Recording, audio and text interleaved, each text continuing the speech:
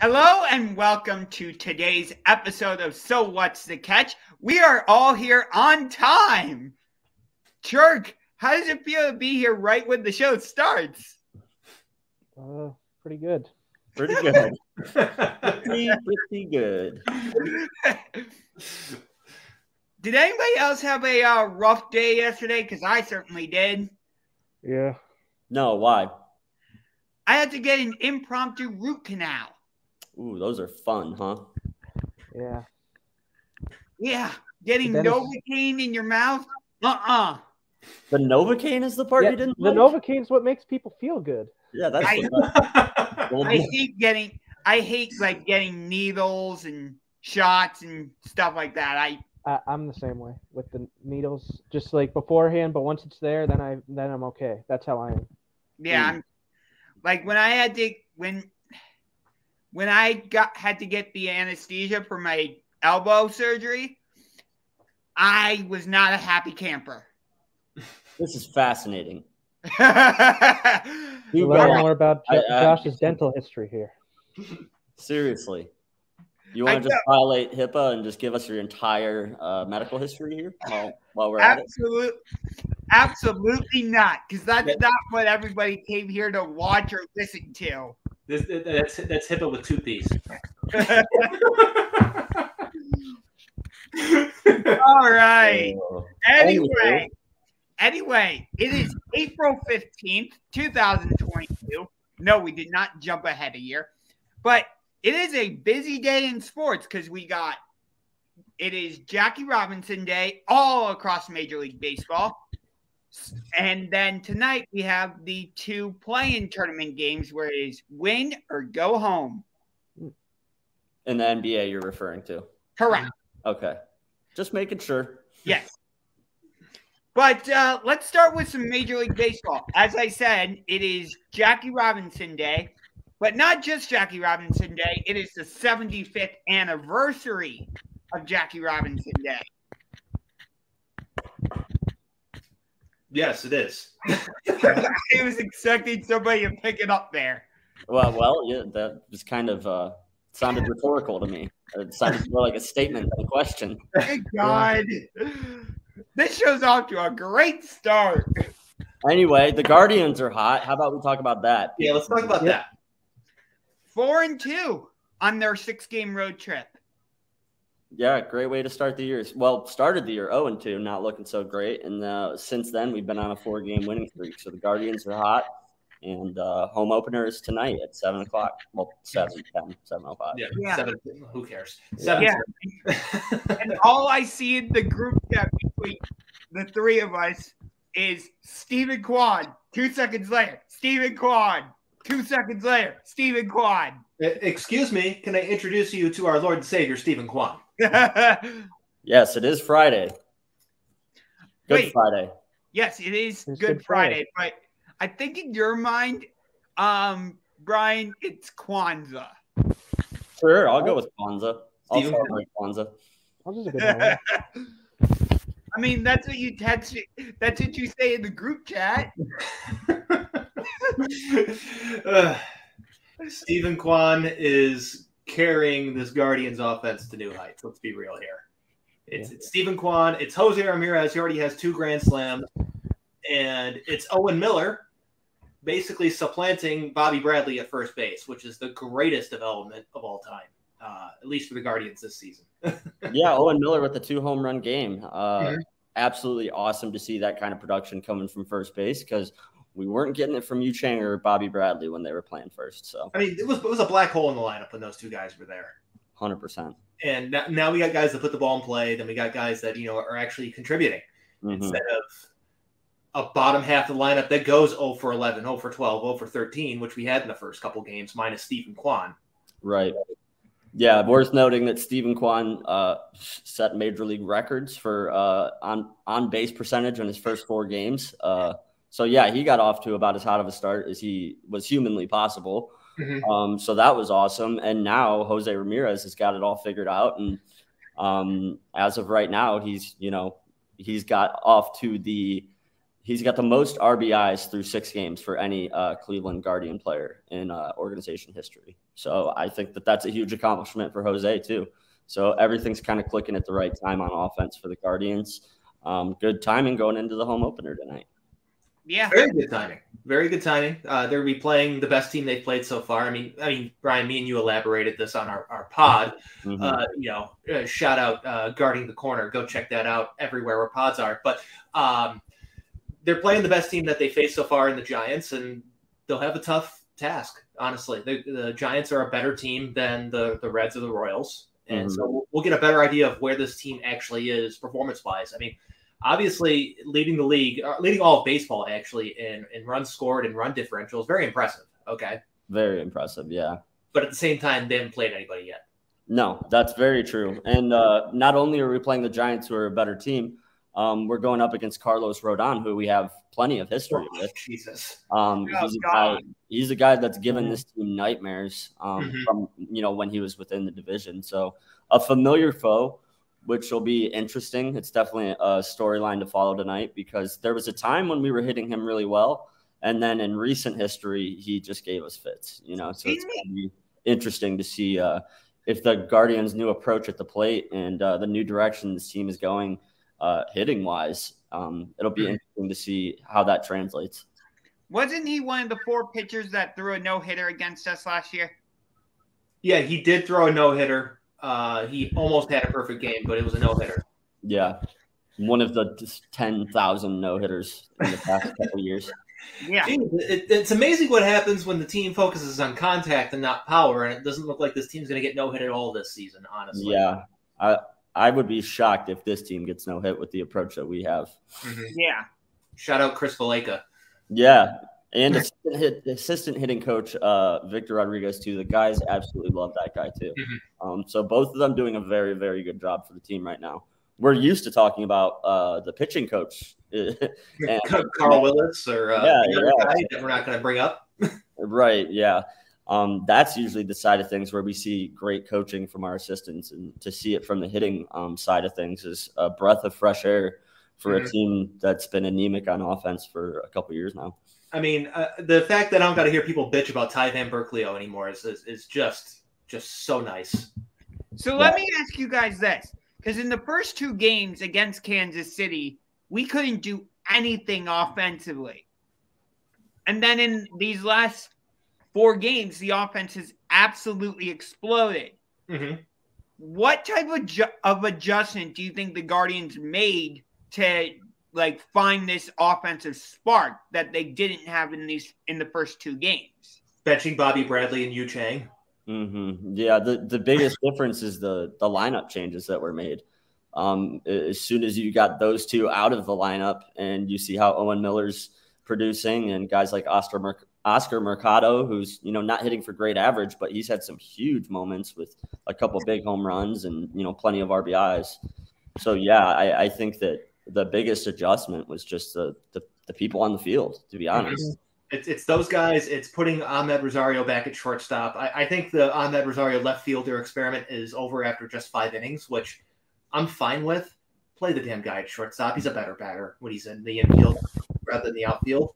Part of the reason we lost in the first game was because of Ahmed Rosario and his inability to track the ball in a windy situation at Kauffman Stadium in Kansas City. But now that he's at shortstop, he's got to worry about the tracking that's required in the outfield.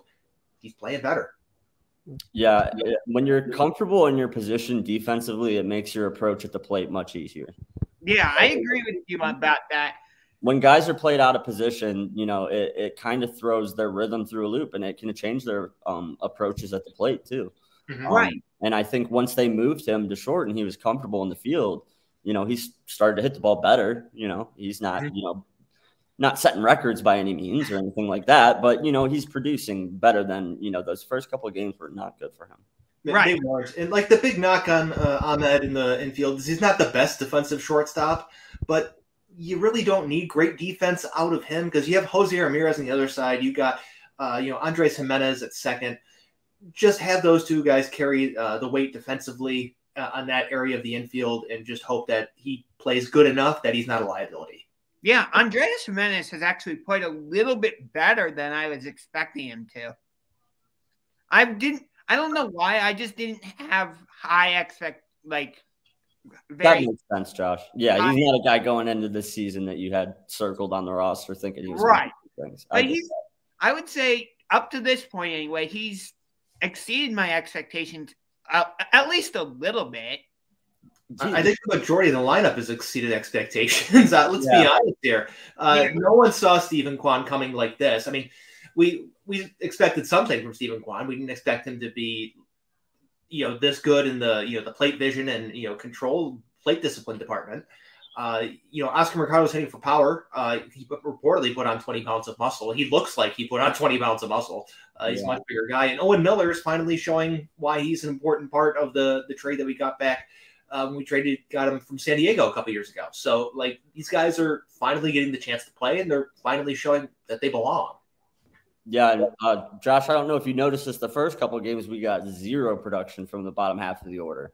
I did notice that. And in the past 4 games, we're hitting up and down, from the 1 spot to the 9 spot. Everybody is hitting, Well, not the 9 spot. Well, yeah. Or Brian Lavastida. Yeah, the catcher situation is not good from an offensive standpoint. And to be quite honest, even from a defensive standpoint so far in the season, quite a few stolen bases against us, and some less than stellar moments defensively behind the plate as well. So, yeah, it's a head scratcher. But, yeah, 1 through 8, we'll give them that. 1 through 8 have been. All right, 1 through 8. It's funny. The National League adopts the DH. The Guardians go we're still going to get no production from the 9 spot in the order because we have Austin Hedges and he hits like a pitcher. Yeah, that's the best thing I've heard anybody say about his hitting is that he hits like a pitcher. Yeah, not bad. It's the best compliment you can give him. Yeah, but anyways. Very, very interesting set for the Guardians taking on the Giants at home. I'm very excited. I'm going to be watching that this evening.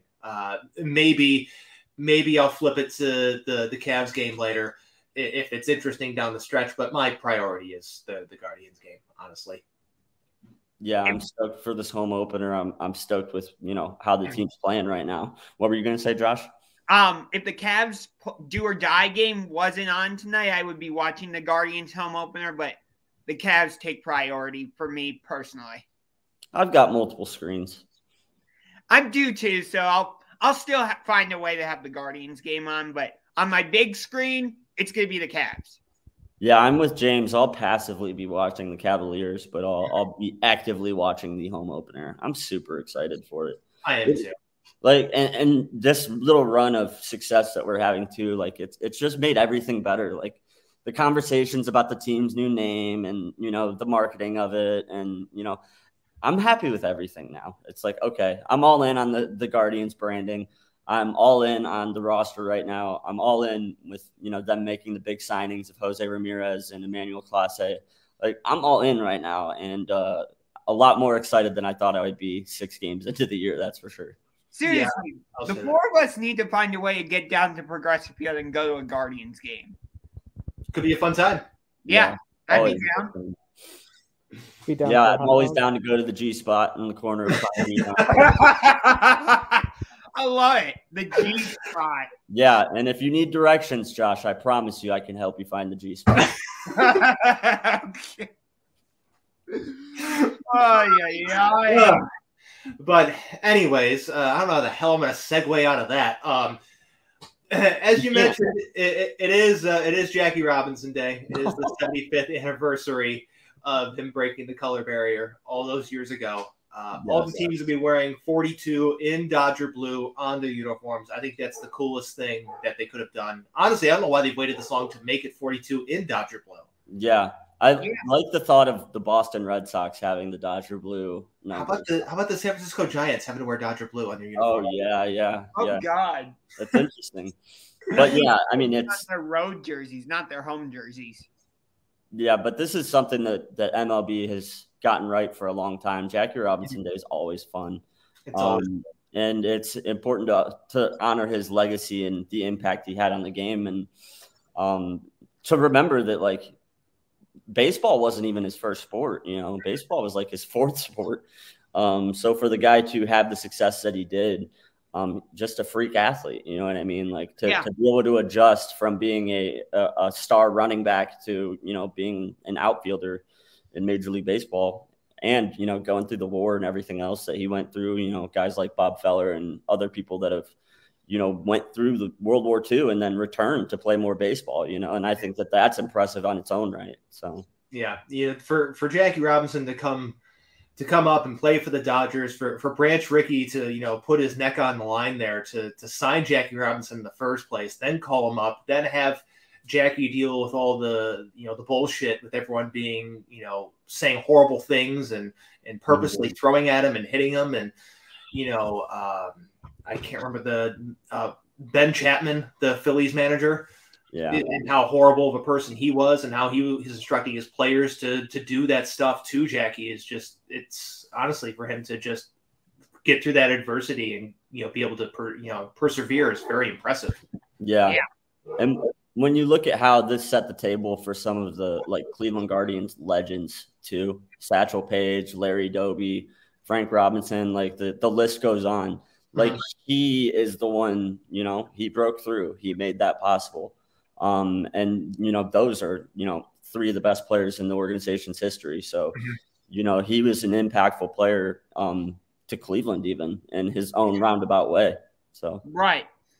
And if you guys have never seen the movie 42 with Chadwick Boseman, I highly recommend it. Great movie. Fantastic movie. Yeah, it's very good.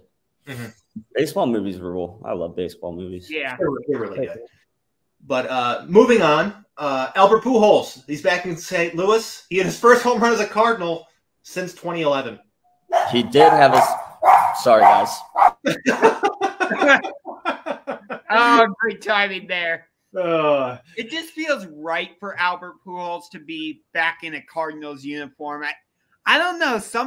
Something just didn't feel right when he came back to St. Louis in an Angels uniform and later in a Dodgers uniform. And I'm like, he should not be playing in St. Louis with an Angels uniform or a Dodgers uniform. He needs to be in a Cardinals uniform. And it's a good thing that he's back. You know, he's doing like the Last Dance tour with him and Yachty and Adam Wainwright. So, I mean, they're all going to be done after this year. So it's going to be interesting to see how far the Cardinals go. I do think the Cardinals win that division because I think that division kind of stinks. I think the Cardinals are good, not great. But, you know, I think Pujols being there, being kind of like the veteran guy, he's got chemistry with some of the other guys on the team already. I think it's a great story for the Cardinals this season. Yeah. The St. Louis Cardinals just are baseball. Yeah. You know what I mean? They are so baseball. It's a baseball town. So for them to bookend his career by bringing him back, I think it's awesome. And to see him have like some early success, you know, which is they're not expecting him to do much. You know what I mean? Yeah. Like, any production that they're going to get out of him is really going to be a bonus. You know what I mean? So it's really fun to watch as a fan. I'm so happy that he's back in St. Louis. And he's one of the guys, like, I never really have problems with guys moving from team to team. But with him, for some reason, I always had trouble seeing him in another jersey. I was saying that. That's exactly, always weird to me. Yeah. That's exactly what I was saying. Like, when he returned to St. Louis in an Angels uniform and later in a Dodgers uniform, it just didn't feel right. Like, yeah, it was something about it wasn't right to me too. So yeah, like, this is a great story. Oh yeah. And his little I don't know what you want to call it on the base pass was one of the most fun moments of the year so far too. Are you talking about last night when he tried to steal forward? Yeah, he thought he had to jump. Go ahead. Do you know? Because I saw that, I'm like, oh my god. You know, what this reminds me of. You remember when Darren Ravel ran the 40-yard dash? Oh my That's what he looked like running. Yeah, he ran like the. He ran like Darren Ravel. Yeah, it was like an 8-second 40 time. It was ridiculous. When we're done here, go check out my Twitter. I posted the video after being like, because someone posted like described this in one word. I'm like, I'm gonna need two. Darren Ravel. He looks like he's running in quicksand. Like he really does. It was such an awkward run. Like, yeah, the dude's over 40. He's not like a speed guy. Never has been. But that was one of the worst stolen base attempts I've seen in a long time. Yeah. He looked like he thought he had a jump on him, and then when the pitch wasn't delivered, it was like, oh, shit. Here, yeah. Go well. Woodruff's like, well, I got you. This is no problem for me. Yeah, it was a fun moment. Good to see him have a sense of humor about it too. Everybody got a laugh out of it. So yeah, but it's one of the better stories. One of the better storylines early this year is him being back in St. Louis. Yeah, I agree with what you said earlier, Brian, when you said like the St. Louis Cardinals are baseball. Usually when people try and name like any Major League Baseball team, I feel like the Cardinals are usually one of the first ones they mention. There's a couple. I mean, to kind of piggyback on that statement, when you think of teams that are considered baseball, when you think of baseball, it's like the Cardinals, the Cubs, the Yankees, the Red Sox, the Giants and Dodgers. Yeah. And after that, maybe you think like White Sox or Tigers or Orioles or Braves. Nobody thinks of the Orioles. The Orioles aren't outside of Baltimore. Not many people outside of Baltimore because they were originally the St. Louis Browns, so no one really thinks of them. You think of the teams that have been there for like a long time. I know the Braves are one of the teams that moved the most recently out of those, but they've been around for 100+ years. So you think of the teams that have been around for a long time, those are the teams that are baseball when you think of it. You think of iconic franchises, you think of iconic moments, and there's a good chance those teams are involved in one way or the other. For better or for worse. That's a fact. Yeah, I would love to go to Busch Stadium and see a Cardinals game. Yeah, I've never been there, but it looks beautiful. Yeah, I've not been there either. But sticking with baseball, sticking with New York, the team that is getting all the, I guess, positive headlines, not the Yankees, the Mets, they unveiled the Tom Seaver statue today before their home opener. And one thing I can say is, what the hell took so long? That's a good point. Yeah, what did take them so long? Who knows? I mean, he should have had a statue 20 years ago. Like, what are we doing? Yeah, they're late to pull the strings on this one, but I guess tip of the cap for at least doing it now. But yeah, it feels like this is one of those games where it's like a game of destiny. The Tom Seaver statue is finally unveiled. Like it's a big moment for Mets history. So I expect them to come out energized and really play with some extra hustle today. Yeah, they're going to kick the shit out of the Diamondbacks today. Okay. Yeah. Especially because it is the Diamondbacks. And the Diamondbacks suck. They stink. But exactly. The Mets are gonna beat them up pretty good. But it's a shame really when you think about the Tom Seaver statue that it couldn't have been unveiled while Tom Seaver was still with us. Unfortunately, he did pass. So would have been nice he could have seen his own statue, but that's what happens when the Wilpons own the team for a long time. But Steve Cohen's here now. Uncle Stevie's making things right, and everything. It's so weird that all the headlines surrounding the Mets right now are just like all so positive. Yeah, it feels like the Yankees under Steinbrenner, honestly. Yeah, it's wild to see. We're so used to the Mets kind of being on the verge of chaos, like pretty much at all times. I mean, I've talked about it before, but if you just Google Mets misery bracket, top to bottom, just chaos. Chaos. Yeah, that's a franchise that has suffered. They've had really, really big moments that did not go their way. So. Yeah, but speaking with the Mets, they are the first team to have a COVID outbreak this year. This is Metsy. This is very Metsy.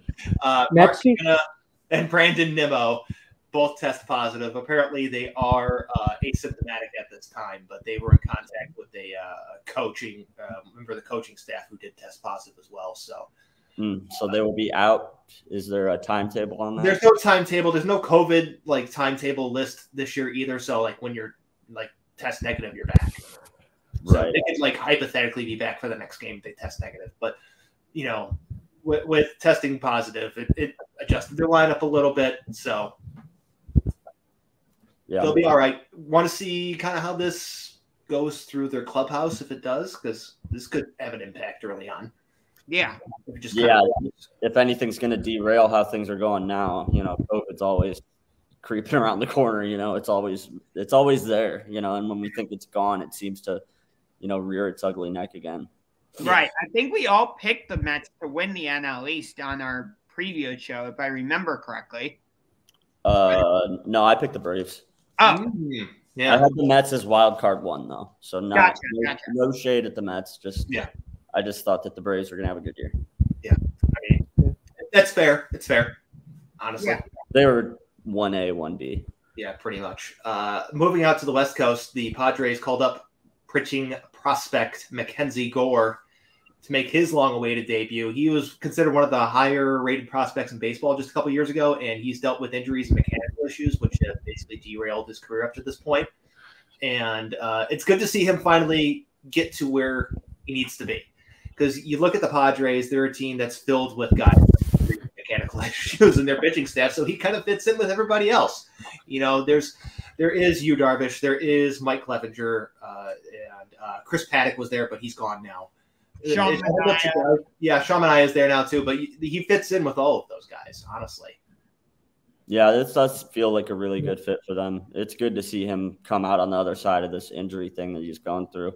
But yeah, the Padres, man, they're one of those teams that, like, if they can get everybody healthy and put it all together, like, super dangerous. Yeah, that's the thing, though. You said if they can get everybody healthy. That's the key word. If.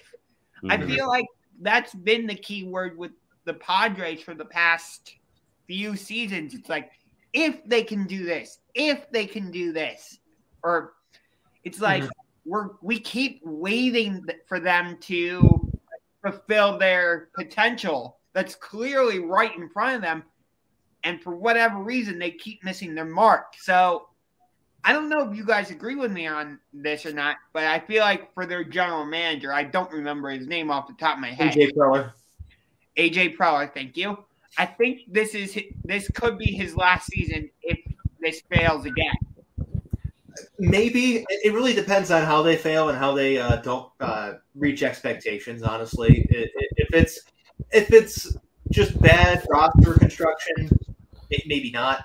But maybe if it's bad roster construction. If it's other things like Fernando Tatis getting into multiple motorcycle accidents, that's not really his fault. You know what I mean? Yeah. But we'll see how it all plays out, honestly. But they're also a pretty good start in spite of everything. You know? Yeah, and Yu Darvish got knocked around the other night, and he looked right. But 5-3, not a terrible record. 5-3, you take that out of the game. Oh, yeah. I know. I'm just saying, like, we've seen stuff like this with the Padres recently, where they get off to a hot start. We think they're finally going to meet expectations, and then they just fail. So I'm starting to. We'll see. I mean, there's going to be at some point a midseason trade of Eric Hosmer and Will Myers, because they've been trying to get rid of those two clowns for years now. Okay, nobody wants those two guys, and they keep trying to be like, "Hey, we're going to offer you these guys here. How about this?" It's just like, no, nobody wants them. They're gonna like trade them for something. I don't know what it's going to be, but watch the Dolans be stupid enough to trade for both of them. No, they're not going to now. I mean, they can't afford either guy. Honestly, yeah, look at their contracts. Like, the only reason I throw that out with the Jose Ramirez thing, that was pre his extension. You know what I mean? There were still trade rumors going around. Trade rumors. Yeah. So, and the Padres were interested. So it's just like, shit, they're gonna get crap. But you know what? Those two guys will end up on some stupid team, and they'll do okay. Like, you got to look at some teams going to get an injury to first base, and there goes Eric Hosmer into, I don't know, the Tigers. Right. Yeah, they'll end up elsewhere for sure, in my opinion. But what they're going to get in return is really, who knows? It's not going to be much, if you ask me, though. It's not. Yeah. Nobody wants to pick those two up in that situation. Swap bad contracts. It's not good from a business standpoint with those two guys. So it'll be interesting to see what they get back, if much at all. All right, before we go to basketball conversation, any early season surprises baseball wise from you guys? Guardians. Let me look at the standings super quick. While you're doing that, I will mention early season surprises for me. Some of the bats in the Mariners lineup completely struggling, kind of surprising to me. Jesse Winker has not done jack shit so far. And Julio Rodriguez is getting screwed on strike three calls that are a ball or two out of the zone. Yeah, he's really got some close, tight calls, but he's got to see the plate better in the big league. So he's getting the welcome to the bigs ruck treatment. He really is. Yeah. Yeah. I'm gonna say the Oakland A's right now being 4-3, 7 games into the season, because we all thought they were gonna be trash Mm-hmm. I mean, this is the Oakland A's. This is what they do. They dump off high salary guys. They find some other guys that are been thrown on the scrap heap, and they pick them up and they do this. I mean, if the Oakland A's somehow win 75 games this year, I wouldn't be surprised. This is Oakland A's baseball. But the Cubs have surprised me. I didn't expect them to get off to as good of a start as they've got off to. But yeah, outside of that, surprising is I'd say Shohei struggling on the mound. Yeah. That's been really surprising to me. They're at 3-4. You know, it's kind of where they always are, hovering right around that 500 mark. Yeah. So that's a team that still has some question marks that need to be answered. I know the Tigers are struggling a little bit right now to open the season, but I still think they can put it together. And like I said, I picked them to win the division. So the Tigers are the Tigers. I don't know how else to say it. They have some upside, but I think their best days are in the future. It's not now. You look at Casey Mize, Matt Manning, Spencer Torkelson. Those are the guys that are going to be impactful players down the line. I mean, Javi Baez is going to have the torch passed to him as the leader of the team once Miguel Cabrera's gone, whenever that is. And they'll move on from there. I mean, sure, Eduardo Rodriguez was a big pickup for them for their rotation. But you look at their lineup, it's like, okay, there's some guys that can do some stuff. But I think they're going to be more fantasy baseball relevant than real Major League Baseball relevant. Yeah, I would agree. I think that they're on their way somewhere, but they're not quite ready yet.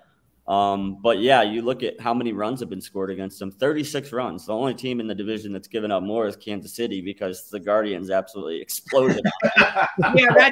Outside of that, they've given up 36 runs. The Guardians have only given up 22. The White Sox have only given up 19.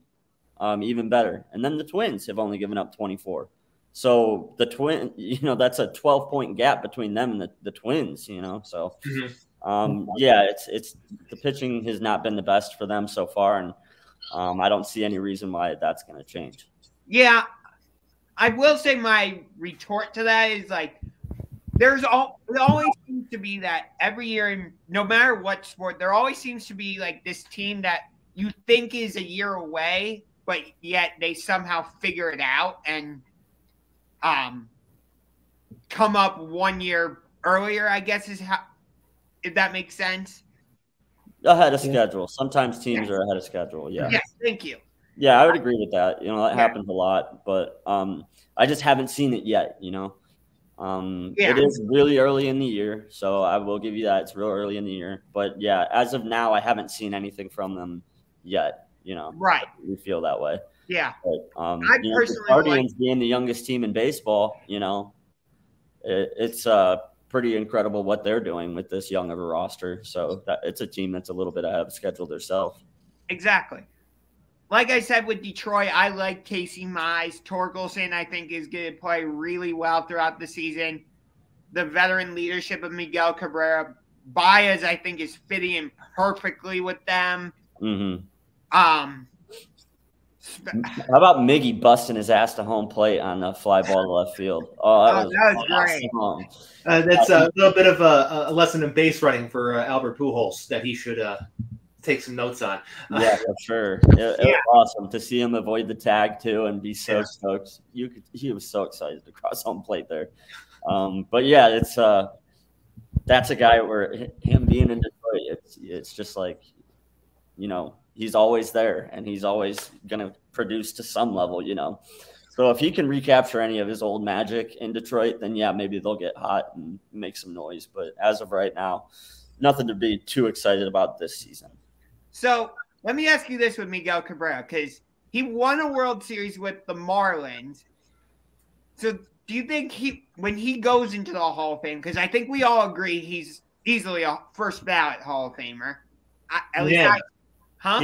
Unanimous. Okay. Yeah.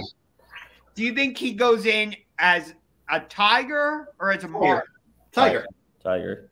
Sure, he won a World Series early on in his career with the Marlins, but he's made all of his major accomplishments as a Tiger. He won MVPs as a Tiger. He got the Triple Crown as a Tiger. Yeah. You know what I mean? So he's as a Tiger. Right. Also won World Series as a Tiger. So Yeah. He hasn't won a World Series with the Tigers. Oh no, that's right. He didn't Yeah. get with them. Yeah, they lost to the Cardinals in 2006. That's right. Yeah. Damn, you're right. So yeah, his only World Series is with the Marlins. But yeah, every one of his major statistical accomplishments and career accomplishments came during time in Detroit. So yeah, it's Detroit. If you ask me, it's pretty obvious. I think that'll be where he retires. I think it's landslide Tigers. Yeah. Okay. Yeah. And we all know Albert Pujols is going to go in as a Cardinal. That's not even a question. Yeah. No.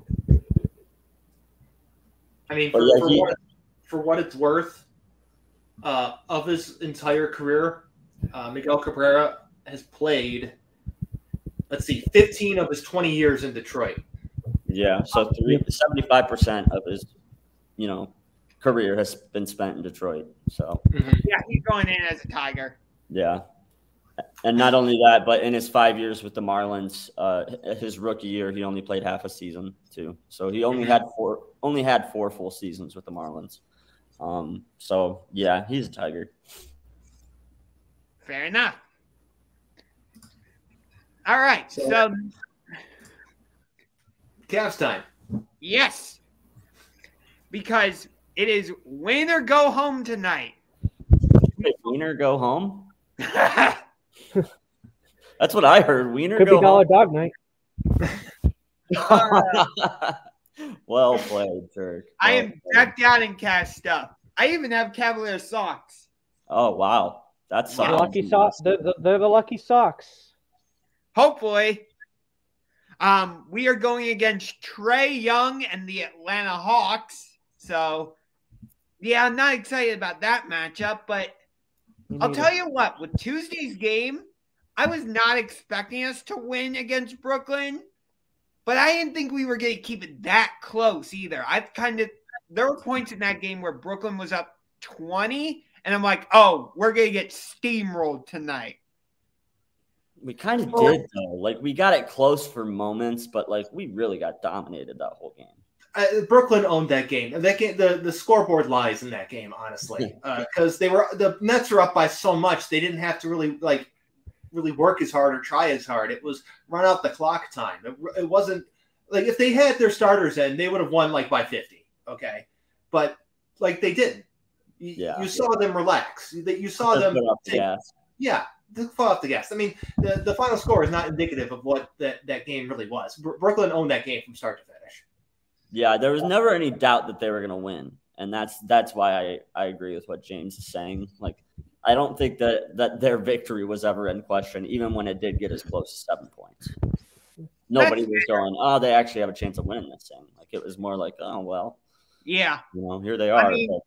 Brooklyn had a bunch of their stars on the bench and, had taken their foot off the gas. So it's kind of garbage time in numbers a little bit. Right. Yeah, like the Cavs made a run and their run was done. And that's like, okay, now it's our turn.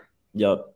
Yeah. We survived the best we had to give them and then answered right back, So. And I mean, the most obvious reason why we lost is because the Nets have two superstar players in Kevin Durant and Kyrie Irving. And I would say Darius Garland is on his way to being an all-star caliber player. Yes, he got an all-star game appearance this season, but I don't think having one all-star game appearance officially makes you an all-star caliber player. You got two. For Trae Young? Okay, What? well, either way, there's a difference between all-star caliber and superstars. Exactly. Kevin Durant and Kyrie Irving are elite players. Yeah. Exactly. Yeah, That's what I'm saying. We Trae don't Young's have like anybody that's that tier. I'll Correct. say Trae Young's a star, but not a superstar. I wasn't saying anything about Trae Young. We're talking about the Cavs. Oh. And We haven't got to the Hawks yet. yeah, we haven't got to the Hawks yet. You're ahead of us a little bit today. Yeah. So, but Darius Garland, he's a really good player. I'd say he's an ascending player, obviously. If you're looking star, superstar, I like the good, great scale instead of star, superstar. He's good, not great. Okay? Yeah. He's on his All way to great. He's not there yet. Yeah. And then the other reason why I think we lost, we got like nothing from Isaac Okoro. We got, I mean, something You're never from going to get Karis. much from him offensively. Right. We got something from Caris LeVert. I think he had like 12 points. But then coming off the bench, Chetty Osman gave us 0. It's because Chetty Osman stinks. He stinks. Yeah. He's the Rashard Higgins of the Cavs. He stinks. We knew depth was an issue with this team, and with the injuries that we had, we were really shallow. You know what I mean? So, yeah, when you got guys like Chetty Osman getting significant minutes in a significant game, that's not good. So that's where I'm at with it. I stand corrected. It was Isaac Okoro that had 0, and Chetty Osman only gave us 2. Okay, well, neither really matters at the end of the day with the amount of points, because like Isaac Okoro, I'm not looking for his offensive numbers. Sure, people are like, look, he's improving, he's developing. Like, okay, cool, but like we can't like count on him in big moments at this moment in time. He's a guy that, yeah, maybe he takes the next step next year, but seeing what he did this year against crap teams or against teams that aren't playing all of their best players, I'm not really like saying like, yes, this guy's got it. Again, It comes down to player evaluation in the way that you do it. You don't say what he can do. You tell me what he can't do. What can't he do? He cannot be a consistent shooter. He's not a consistent scorer, and he's not a consistent player down near the basket. Yeah. And I mean, he's like a defensive utility player, you know? Right. He's Tayshaun Prince. I've been saying it since he got drafted. He's Tayshaun Prince. I think that's a very, very fair comparison. For I would say that's a good comparison. My guess is tonight he's going to be the primary defender of Trae. Isaac Okoro? I don't think so. I don't know if he'll be on the court enough. There's that, and I think Trae Young's too quick for Okoro, honestly. Mm-hmm. Who do you think they'll put on Trae Young? Then they'll probably put Darius Garland and have their defense do some sort of maybe zone types technique where if he tries to go left, there's a guy that comes up and doubles him up, makes him pass. If he goes right, the guy doubles him up, makes him pass to somebody else. Make the other guys on the team beat them, because here's the thing. If you have a single defender on Trae Young, you're going to lose. Mm-hmm. Yeah, I mean, Trae Young's going to get his. I think that the approach tonight might be just to mitigate damage elsewhere. You know, don't let the other supporting cast members have big games. You know like what I mean? Kevin Herter, Danilo Gallinari, Clint Capella. You don't want those guys having big games, you know? No. So, yeah, I don't think that there's going to be enough focus on Trae defensively to justify putting Okoro up against him for significant minutes, if that makes sense. Fair. But Jared Allen is going to try and play tonight against Atlanta. So I think that at least helps us because we can get back to our normal starting lineup, which go ahead, Jerk. No, I was just saying, coming off an injury, that's the only concern I have. But otherwise, if he could play, just like he doesn't even have to score that many points. We just need him as a rim protector the whole game. Yeah. I mean, I will say this. When we made the Caris LeVert trade, I would have changed the starting lineup immediately. I would have had I would have kept the same backcourt, Garland and Okoro, but I would have taken Lowry Markkanen out of the starting lineup, put LeVert in, and then kept the same starting front court. Well, you have that backwards because LeVert's a guard. He's not a forward or a wing. So you'd put Okoro at the forward position. You would have LeVert in the backcourt. Okay. Okay, because Okoro was just playing the two position because there was nobody else to play it. And also, remember at the beginning of the season, it was Colin Sexton. Then they still wanted to keep Ricky Rubio off the bench, so they just threw Okoro there because they needed somebody. They even tried Chetty Osman at times, and that was a disaster. But it's been a rotating position. It hasn't been one that's been solidified, and I think LeVert in that spot is better than Okoro. That's a fair argument, actually. Fair argument. Yeah. I know you and Brian are both picking the Hawks to win tonight. You made that very clear in our group chat. I do think the Hawks win. Honestly, I do. I'm disagreeing with you on that one, James. I think the Cavs are going to do it. Yeah, I'm thinking the Cavs are going to do it. But here's what I'm looking at. This is one of those moments in time when you look at and it's when the superstar comes and he has the great performance that puts the team over the top. Okay. There's one team in this game that has a superstar, and it's not the Cavs. Okay. Yeah, I know. It's Trae Young. I get it. It's Trae Young. Big in big games, too. He shows up in big games. Mm-hmm. Yeah, that is true. And here's another thing. And let's look at the season series between the Cavs and the Hawks. Okay, they played 4 times. The Cavs lost 3 times. Okay, they won the first game. Then their next 3 games were lost by significantly larger margins each time. It went from 3 points to 8 to 24. Yeah, and the Cavs, they covered well against most of the league, but their games against Atlanta, they were not even close. So yeah, the regular season matchups we've had are kind of what has me concerned about this game, because we just haven't played them well. But I will say this: I didn't expect the Cavs to be here at all. So Yeah, I think it would be foolish for me to say there's no chance. Right. I mean, there's always a chance when it's one game. Yeah. It's 48 minutes. Like, a lot can happen. Good teams lose to bad teams every year in the NBA. It happens a few times a season. It's part of the game. So, yeah, there's a chance Trae Young's ice cold and they have a really off night and we advance. And that would be great. But my problem is, where do we go from there? Because when you look at who you're going to be matched up against, we don't stand a chance. No, I'm not. Even if we win tonight, even though I'm a diehard Cavs fan, I'm a realistic fan at the same time. Like, I don't think we would upset Miami in the first round. No way. But do I think we would get swept against the Heat? No. I think we could actually push that series to 5 or 6 games. I could see 5. Yeah, we might get a win out of that group of games, but I wouldn't see them taking it 7 for sure. Oh, no, that's why I said 5 or 6. Yeah, 5 or 6 maybe.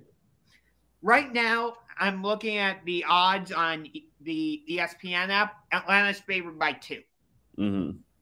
And I think part of the reason the odds went down, because Atlanta, I think at one point was favored by 3, and then it was 2.5, is because Jared Allen is going to attempt to play tonight, which enhances our chances. Is he? That's honestly, Jared Allen is going to try and give it a go tonight. But what that line shift really means is all the money was coming in on the other side. It's the money. It's the money. So when you look at the lines, look at the first line and look at the line right before the game starts. Don't follow the lines in between, because that's when people get messed up. Yep. When the lines shift like that, just like a half point or maybe a point, that's because the money is getting placed heavily on one team and the books are trying to cover their asses. Okay? Yeah, that's exactly what it is. He's got that right. And then you also have to account for the fact that the Cavs are the home team here. And you get 3 points for being the home team. That's pretty much it's the unwritten rule of gambling in basketball and football. You get 3 points for being the home team. So yes, when you look at the spread, a few times. Yeah. So basically, they're calling this a 5-point to 8-point game. You know what I mean? So yeah, I don't think it's as close as the spread indicates. But yeah, like I said, we have a chance. But I like Atlanta in this one. No way. Nope. I'm also taking Atlanta. You guys aren't real Cavs fans. This isn't about fandom, Chirk. This is about being objective. I look at the way the Cavs played down the stretch. I look at the way that when teams actually started trying, how the Cavs performed. They're trending downward. It's not about fandom. It's about objective. Yeah, objective view says the Cavs have been on a steady decline since before the All-Star break. All right, they declined. That doesn't matter. Every team has injuries. Mm-hmm. Look at the Hawks. This was very. Tonight. I mean, this is very. We kind of called this for before the All-Star break. We said this was going to happen. There's going to be a regression. There's no way that this team, with these young players and the injuries that did end up coming, that you can maintain the level of success that they were having. So it was always going to happen. This was always right. I think that finishing as where we did in the play-in tournament is right where we should be, really, right, realistically. So, and I understand what your reasoning, Brian. For me, the injuries have to be taken into consideration, but I do understand that every team has to go through them. Not every team handles them. I don't want to say correctly because maybe that's not the right word, but some teams are deeper than others. Some correct. teams, yeah. Some teams. The Cavs are not a deep team. They're not. Right. And when they're not a deep team, even if they were a higher seed, this isn't a deep team. You know, you have to look at a 7-game series realistically and ask, how much can you get out of a guy like Chetty Osman and Lauri Markkanen and these guys that are in there, you know, and realistically, as a sports analyst on a sports show, picking the Cavs, you know, that it just doesn't make sense to me. You know what I mean? But I'm rooting for the Cavs. I want the Cavs to win. Yeah. I want the Cavs to win, and I want them to sweep Miami in 4. But you want them to go to the finals?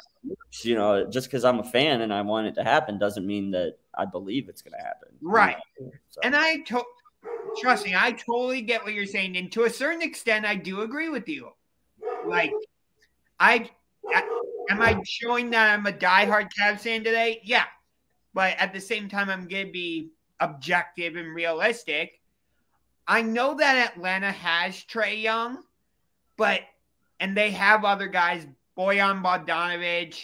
I think that's how you say his name. They have Kevin Huerter, Danilo Gallinari, Clint Capella. They have like other guys that can beat you, but I feel like if you can control Trae Young to a certain extent, that gives you a chance, and I think the Cavs are going to be able to do that. I don't. I don't. Yeah, that's just where we see things a little bit differently. Yeah, I mean, if you want to talk about let's say comparing injuries to injuries, I mean, the injuries that the Hawks have are not like insignificant injuries. I mean, they still don't have Lou Williams, they don't have John Collins, Bogdan Bogdanovic. He is going to game time decision, but either way, I still think the Hawks are the better team in this matchup, even without those guys. If all 3 of those guys don't play, I think that they're the better team here. That's a fair assessment.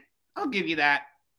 Yeah, if Jared Allen plays, it'll be interesting. If he plays, if he's 100%, you know, there's a lot of variables there. So, correct. But you know what? For my money, if I had to put it somewhere, I'm taking the Hawks -2. I would too. That's you have valid reason to do so. I'm not going to, but I would.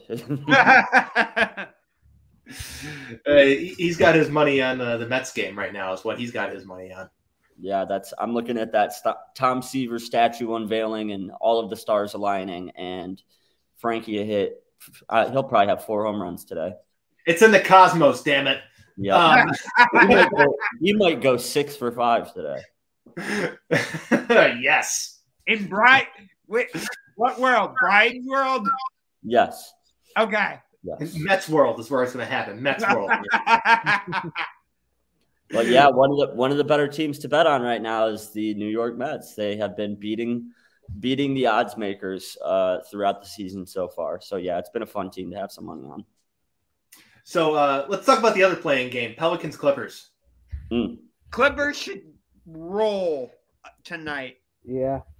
I don't know. I mean, how are the Pelicans even in this? That's my question. Yeah, that's what I'm wondering too. Hey, they could be a dark horse. Who, the Pelicans?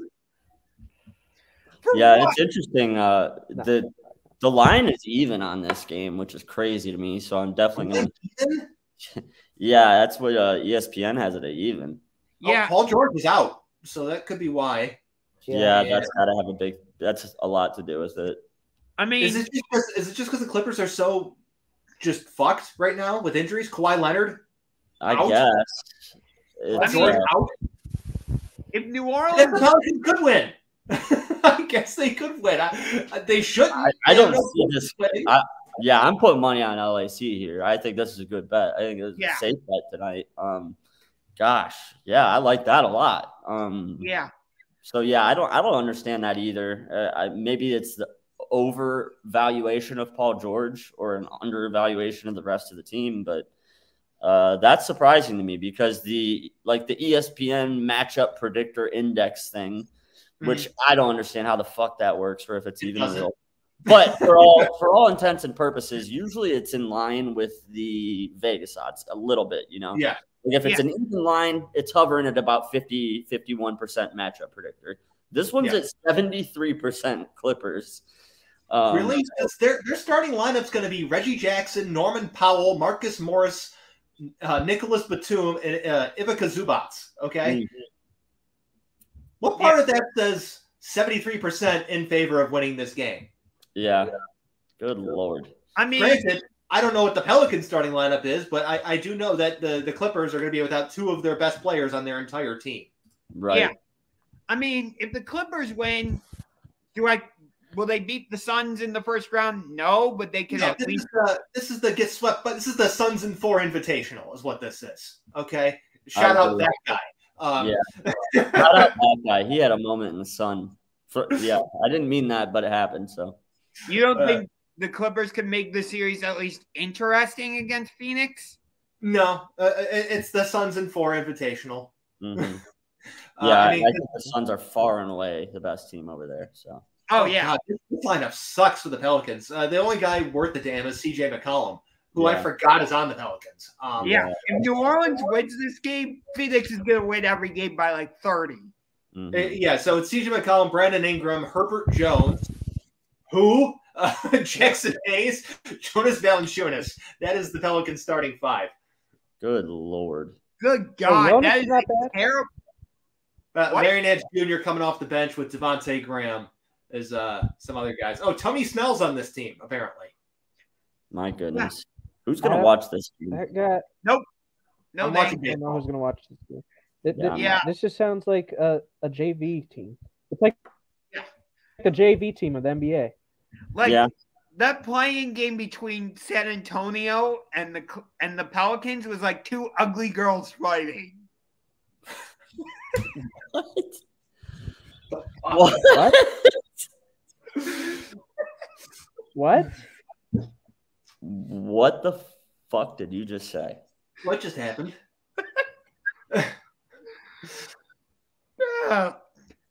Anywho. Side note, I got the Mets game on the TV behind me, and Travis Jankowski just walked by. I'm like, is that Noah Syndergaard? Oh, wait, no, he's on the Angels now. They got similar flow. Respect the flow. There's a lot of guys with some good hair in the MLB right now. Yeah. Most of them pitchers, too, which I don't understand the correlation there, but it's interesting. I mean, the other day, the Guardians did knock around Dollar General Mike Clevenger. He's the wish.com Mike Clevenger for sure. Yeah. Was that Scott Barlow? Is that who that was? Or was that the other guy? I don't remember. I don't remember. It doesn't matter. I just call him Dollar General Mike Clevenger because he kind of looks like Mike Clevenger, but not really. Mm-hmm. All right. So final thoughts on the playing game here. I got the Clippers. Clippers. But I don't particularly care about this game, and whoever wins this game is going to get knocked around by the Suns, so it don't matter. Yeah. Clippers by 20. Clippers by 20. I like that. Easy. What do you got, Shirk? I got Clippers. Clippers. Okay. Let's move on. We had someone put out their NFL GM power rankings. This is Greg Rosenthal over at NFL.com. Wait, you don't want to talk about the rest of the NBA playoffs? We can. If you want, we can talk about some of these other games. I mean, you had that on the rundown. It's fine. Let's do that. Then we'll get to the NFL. Let's talk about these other matchups here. Sure. So for me, actually, the most obvious one to say like I'm most intrigued about is Nets Celtics, but I'm actually looking at that Raptors 76ers series. Because Matisse Thybulle, he got the first vaccine, but he forgot to get the second one. So yeah, he's not allowed into Canada, so he will not be present for the games in Toronto. Correct. And for some reason, the Raptors match up really well with the 76ers. I don't know why, but when I've watched their games, I've just been like, dang, Philadelphia is having a hard time with them. So Yeah, I'm going to do it. I'm picking the Raptors to upset the 76ers. Ooh, okay. That's bold. Spicy. Spicy pick. I'm going with Philly. I think that they get through this series relatively easily. I'm also going with Philly because Embiid and Harden are going to average like 40 free throws a game, and that will make the difference. The teams that get to the line and make the free throws are the teams that win. Yep. I'm going Philly too. All right, so I'll go on my own island. I mean, yeah, that's what you're doing. It's just, I look at Toronto, and even without having Matisse Thybulle in their lineup, it doesn't really make a difference for me because whether they win or not is going to be dependent on Embiid and Harden. Okay. Yeah, so, he's not as impactful as a player as they're kind of making him out to be here, in my opinion. Yeah. You guys hear? Speaking of James Harden, did you guys hear about what he was saying the other day? Like, I feel no pressure in that whole thing. Yeah, I heard a little bit of his comments. I don't know. It didn't really rub me one way or the other. It was kind of like meh to me. I'm with you, meh. Yeah, I don't think they were like as controversial or anything as people are making them out to be. But I mean, I see the argument there. I see why people think that Harden should have all this pressure and that he hasn't produced to his ability level and all that. Yeah, but I don't know. I'm just not really buying it, Yeah, I get that. I think there is a lot of pressure, though, on Harden, partially because of what you were saying, but because he's, missed out. He's come up short in the big games where he's needed to come up large, but also, he's forced his way out of two teams, Houston and then Brooklyn, and think about what Philadelphia had to give up in order to get James Harden. You're a player that wasn't playing and a pile of crap. Yeah. The Sixers won out in that trade. Okay. Yeah. Was playing on his cell phone during practices, and it was just a disaster. I'm not even talking about the Ben Simmons part of it. I'm talking about Seth Curry. When he hasn't been injured, he's played well for Brooklyn. Andre Drummond's been a good acquisition for them, giving them a bench 3-point shooter and a backup center. I mean, that doesn't do anything for me. I like Andre Drummond. I think he gets a lot of shit for no reason. I think he's a very productive player. But if we're talking who gave up what and who gave up more, the Nets gave up more. Yeah, and it's not even close. I mean, James Harden, in my opinion, is one of the most creative and able scorers that the league's ever seen. That part I don't disagree with you about. Super crafty. So, when you look at his production as opposed to the guys that you mentioned, just from a production standpoint, it's not even close. But yeah, I do like those pieces for Brooklyn. I like Seth Curry and I like Andre Drummond for them. But yeah, I just think that the notion that that's more than the Brooklyn gave up with Harden, that's crazy to me. I'm not saying that Brooklyn gave up more. I don't even think they gave up a lot. Yeah, I really don't. I mean, you look at from Philly, they got rid of two bench players and a guy who wasn't playing. That's perfect for Brooklyn because you know what they needed? They needed bench guys. Yeah, it works out for them. And Philly gets a starting player to actually play with Embiid, okay? Because the other guys that they've thrown out there just haven't worked. Ben Simmons and Embiid didn't work. Markelle Fultz was a disaster. Then you look at all the other guys that they've been in, Jimmy Butler, the corpse of Tobias Harris. What are they doing? James Harden and Embiid, this is their best chance. This is it for Philly. Yeah. Speaking of Ben Simmons, I've actually heard that there's a chance he could play in this first round series against Boston. I've heard that too. Who knows? I mean, here's what I'm basing this off of. My opinion on whether he plays or not, or if he plays at the beginning, is that the first poster that was posted in Brooklyn for the Brooklyn Nets had a very prominent picture of Ben Simmons. Then once they advanced past the play-in round, Ben Simmons finally, apparently took a very, very large backseat to everybody else on the roster. So his availability to me does not point in the likely trajectory. It wouldn't make much sense for them to try to bring him back this quickly. I don't know. That it's always everything's going according to the plan, the way that they wanted it to go. And then all of a sudden, out of nowhere, they're saying, well, maybe we're going to play them. And it's like, I just don't understand where this change of plan has come from. You know what I mean? It doesn't make a lot of sense to me. But what do you guys think about that series, though? The Nets in Boston. That's a crazy series. Yeah, I think it continues the rivalry that's building between the Nets and Celtics because, in my opinion anyway, I think there's a rivalry there. I mean, kind of. They're in the same division, aren't they? Yeah. I believe so, yes. Yeah.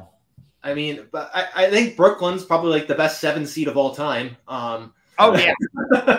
And I do think that they're going to give the Celtics some problems. I'm not a big Celtics guy. I really don't believe in this version of the Celtics. I don't think that they have the right guys to actually make a deep run. I do think they could beat Brooklyn, but I'm not confident that they will. Mm-hmm. Yeah, I mean, I like this Boston team a lot, but I also like this Nets team a lot too. I don't know. This one can go either way for me. Boston's obviously got home court advantage, and that's going to give them a little bit of an edge there. But yeah, I look for the Nets to be the Nets. A lot of production out of Kyrie and Durant, and I don't know that Jason Tatum is that guy. You know what I mean? You're not that guy, pal. You're not that guy. Yeah, so that's my thought on it. I think that there's a very good chance that Brooklyn wins this series, but I don't know. I'm up in the air. This is a coin toss for me, honestly. I think this is a series that I hope goes 7 games because I think it's going to be a good one. That'd be nice. It's interesting that you say that you don't know if Jason Tatum is that guy. I share that sentiment. I think this series will show us whether he is that guy or not. It's a first round series. They're going up a really good Brooklyn team early on. That the Nets are on an upward trajectory right now. So I don't know if it's gonna prove anything either way in regards to Jason Tatum. I think Tatum's a good, not great player. Okay, That's where I sit. That's where I settle on him. Moments, sure, but overall he's good, not great. As far as who's win this series, I probably go 55-45 Brooklyn. I'm going with Boston in this series, but to echo what you were saying, Brian, we're gonna really find out if Jason Tatum is that guy. Is he? Because he's gonna be matched up with Kevin Durant. So he's got a chance. My prediction for him is that he's not. I don't think that he is. I don't think that he can go toe to toe with Durant and come out on top. Yeah. But I'm 51-49 Nets over Boston. No faith in it whatsoever. I don't know. I could see this one going either way. I could see the Nets sweeping, but I could also see Boston winning in 5 games. So you know what I mean? It's it could go either way. It's I think it's the best matchup out of the bunch, honestly. Yeah, I agree with you. Yeah, which is strange. This feels like an Eastern Conference Finals caliber matchup, not a first round series caliber matchup. Yeah, that's where I'm at with it. James is right. At the end of the day, even if he has a great series, so what? He won 1 playoff series. But I do agree with you, Josh. I think that this is a matchup that could have very well happened, in the finals had both teams, been healthy throughout the season or what have you. Yeah. So, I think that it's a better matchup than we typically get from a 2 versus 7. But yeah, it's not going to be enough to cement any kind of legacy for him if he gets through Brooklyn and then lays an egg in the next series. You know what I mean? Yeah, I get that. Talking about that other 2-7 matchup in the West, Memphis and Minnesota, I think that's going to be a fantastic series. I think in the out of the Western Conference first round series, that's the one I'm personally most excited about. I just think you got Ja Morant against Anthony Edwards. I know they may not match up directly against each other, but you have that matchup. You have Desmond Bane against D'Angelo Russell. You got Terry Jackson against Karl Anthony Towns. Patrick Beverley's going to be a factor in this series. Steven Adams has become a solid player for them. They're 20-2 without Ja Morant, which some people's eyes, hurts his case for MVP. But I firmly have him in the discussion, but still. So you really think this is going to be a competitive series, though? Yes. I think it's going the full 7 games. I don't. I think Minnesota stinks. Yeah, I think that if there's any series that's going to end in a sweep, this one's the most likely for me. Really? I really just think – I think the Grizzlies are good. They're a really good team. They've done it from start to finish throughout the year. You know, they've had some hiccups and some injuries that they were, you know, able to overcome. You mentioned the record they had without their best player, which is incredible. So, yeah, I think that this is a really good Memphis Grizzlies team. They have home court advantage. They're opening up as, you know, they opened up as 8-point. They're down to 7 points, but, you know, that's a money thing. But, yeah, I think that they're going to be heavy favorites in every game of this series. Yeah, I mean, I look at the Timberwolves, and you look at him, and it's like you're making that comment about Jason Tatum, about whether or not he's going to be that guy. I think we already know Karl Anthony Towns is not that guy. Yeah. Okay? How do you foul out with 7 minutes to go in the fourth quarter? Because he's a center who's terrible defensively. That's how. Okay. Yeah. He does a lot of really impressive things for a big man offensively, but defensively, yeah, he's not the guy. He's the beta to whatever version of a team where he's the winner. He ends up winning it all. Okay, he's not going to be the alpha guy. He's got to be the beta guy. I don't think he's mentally ready to accept that. Okay, probably he could be. He could be the Sigma guy. The lone wolf. But we look at this. I mean, I just see Minnesota. I'm like, okay, Minnesota. Thanks for coming out. Same. I think they're lucky to be where they're at, and I like the Grizzlies to handle them. I did not like the Timberwolves post-game celebration after they won. They acted like they won the damn championship. I don't care. That's much ado about nothing. Yeah, I don't know. I'm all for celebrating. Like, as somebody who played sports, like, it's so hard to get those moments, you know? So if that moment meant that much to them, I'm not going to hold it. Yeah, like, good for them, you know? But I also understand people who are like, you know, if that was like LeBron would never celebrate like that over that win, but they're not LeBron. Nobody on that team is LeBron. You know what I mean? It's a lot of young guys and a potential superstar, but nothing yet, you know? So you know, I don't really care. Good for them for celebrating, in my opinion. But I think it also speaks to the fact that they might know that they overplayed their hand a little bit. You know what I mean? Like, by celebrating that much, they're kind of saying like, oh, well, you know, this was a good achievement for us, but this is probably where it ends.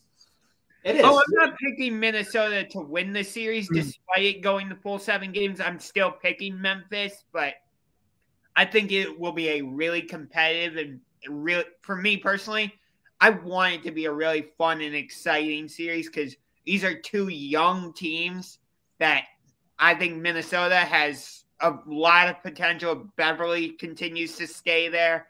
I like what they have with D'Angelo Russell and Anthony Edwards. I agree with you, James, that Karl Anthony Towns is not the alpha. But I just think Memphis is, in the end, is going to have a little too much, but I think we're going to get several close games. Well, I hope you're right. Personally. Anyway, you wanted to move on to NFL GM power rankings? Yeah, let's move on to that. Greg Rosenthal over at NFL.com put together some NFL GM power rankings here. And, you know, very interesting list, very controversial list. Since I have a feeling none of you guys have looked at this, and that's fine, I want you to guess where he has Andrew Berry. It's like 8. 10. Yeah, I'm going to go with Brian and say 10. Sure. 8. You're all wrong. It's lower. 15. 5. You're going the wrong way, Brian. Lower. Oh, lower. Okay. 15. Lower. 32. No, he's not 32. They have him as 18. He has him as 18. Here's his reasoning. Barry is lower in a good way. Barry is hard to rank in this exercise after the Browns' pursuit of Deshaun Watson. They gave up everything to get their quarterback, picks, guaranteed money, integrity. The entire Browns brain trust who showed up for Watson's introductory press conference appeared shaken, finally out of their bubble, responding to some pointed questions with conveniently vague answers. That's what that answer was, okay? Like, what is this? This is just some guy who just wants to throw a hissy fit, and this guy, I don't know anything about Greg Rosenthal. He's probably a Baker bro, for all I know, okay? Probably. Like, here's the deal. Any team that would have acquired Watson would have been criticized for the same thing, money, integrity, whatever, okay? But, like, what are we doing here? Like, is Andrew Berry the perfect GM? No. Is he 18th in the league? Also no. He's closer to 10 than 20. Mm-hmm. I think he's done some good things. I think he's done some bad things. Who is number one? What was that? Who is number one? Number one is Brandon Beane / Sean McDermott of the Buffalo Bills. Interesting. 2 is Les Snead of the Los Angeles Rams. Funny how giving up picks and money doesn't come into factor there. Number 3, Kevin Colbert. Number 4, Brian Gutekunst. Why? Jason Light. Number 6, Brett Veach / Andy Reid. 7, this guy's a clown. This guy's a clown if he has Gutekunst up there. Get this guy out of here. Yeah. 8, Duke Tobin, Cincinnati Bengals. 9, Tom Telesco, Los Angeles Chargers. Number 10, Bill Belichick, New England Patriots. What is wrong? Belichick being number 10 on any list for coaching anything is asinine to me. Yeah. But what did Gutekunst do to get inside the top 5? Would you like to hear his number 4, Brian Gutekunst? All he does is win, win, win, no matter what. Apparently, we're starting off with a terrible rap lyric. The selection of Matt LaFleur as a head coach has been a home run. This has nothing to do with Matt LaFleur. This is all Aaron Rodgers. I can't believe people are still falling into this trap. Besides the Jordan Love year, Gucci, as he called him, has been an excellent drafter, starting with his very first pick of the job, Jair Alexander. Green Bay has also received massive contributions from free agents with Devondre Campbell and Rasul Douglas. Managing personality is also part of the gig, and he called me Aaron Rodgers, blah, blah, blah, blah, blah. This is all some bullshit. This is Aaron Rodgers. Has nothing to do with Brian Gutekunst. Let's be real here. So did this guy just forget that they traded Devontae Adams? I don't know. This is just some bullshit is what this is. That is power rankings. Okay. Like, again, I don't think Andrew Berry is a great GM. I think he's probably average, closer to good in his performance so far. He's made some questionable decisions roster-wise. His drafting has been better than his free agents. But is it more Stefanski draft or Berry draft? A lot of these guys I think are probably more Stefanski picks than Berry picks. Right. And you look at Harrison Bryant, Nick Harris, and we'll see what they do next in the upcoming draft. JOK, that was an obvious Berry pick. Good for him. That was a fantastic selection. Mm-hmm. But you look at their free agent signings; there's been a lot of misses. I mean, Malik McDowell, Malik Jackson, Tack McKinley.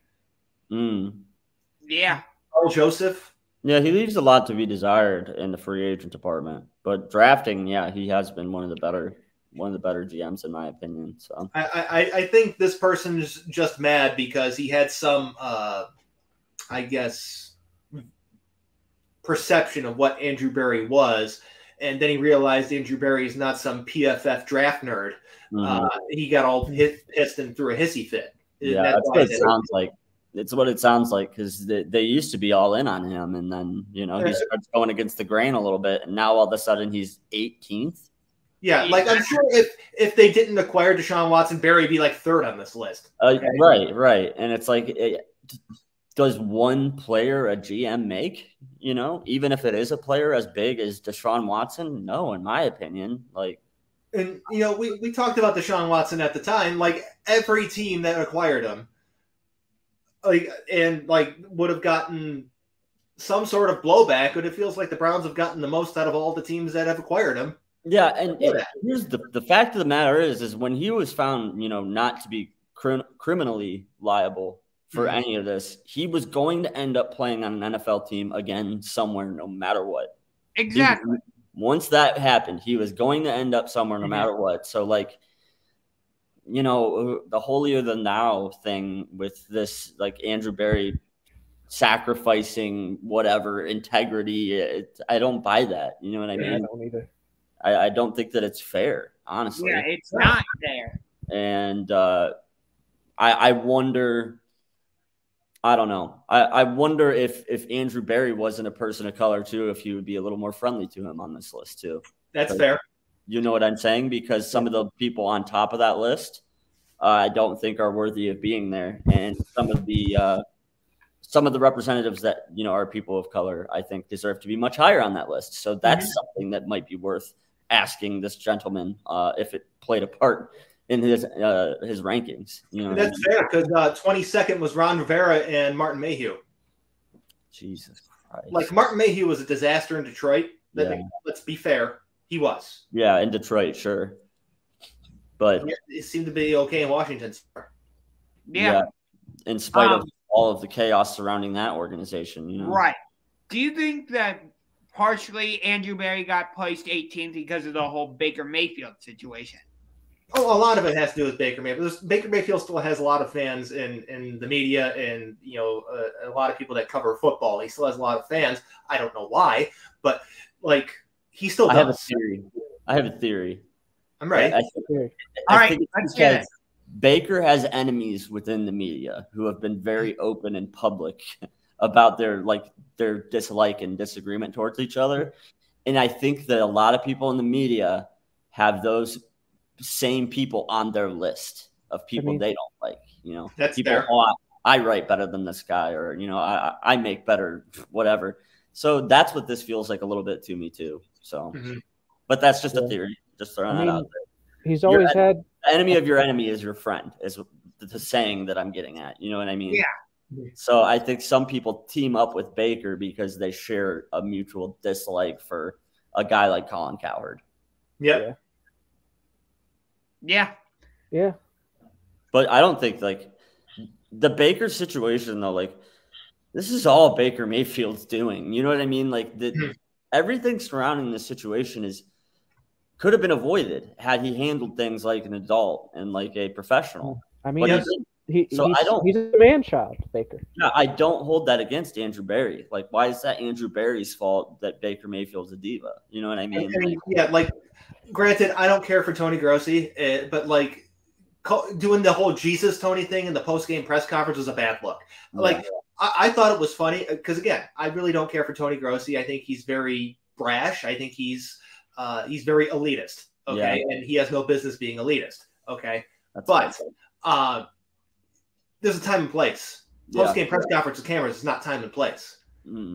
He goes and gets in Twitter fights with people, and he subtweets people, and he picks on Mary Kay Cabot, calling her articles clickbait when it turns out to be entirely true. Okay? Why is everybody okay with him attacking a female journalist in that way too? You know, because Baker Mayfield's my quarterback. That's why. That should be under a microscope more than it is. It really regardless of what you think of Mary Kay Cabot and her reporting, she's a pro's pro, like a professional by every stretch of the imagination, and uber qualified. So 100%. The way that, like, everybody, like, let him make these kind of borderline misogynistic and, like, threatening comments towards her. You know what I mean? Like, I don't understand why everybody was okay with that. It was, like, to me, that was shocking. It's because they ride with six. That's why. Yeah, it's just like it's a cult now. I'm sorry. The Baker Mayfield cult? Yeah. The Baker Bros. Baker Bros, they're a cult. I got to raise my hand. I was part of it for some point in time. Hey, I used to fight for Baker, too, at the beginning of last football season. I can't really deny the fact that I was part of it. Yeah, I was a Baker fan at one point, but I was guilty of falling into the hype train because of the postseason success and me never experiencing that in my lifetime. Exactly. You know, and a lot of people did, to be fair. Yeah.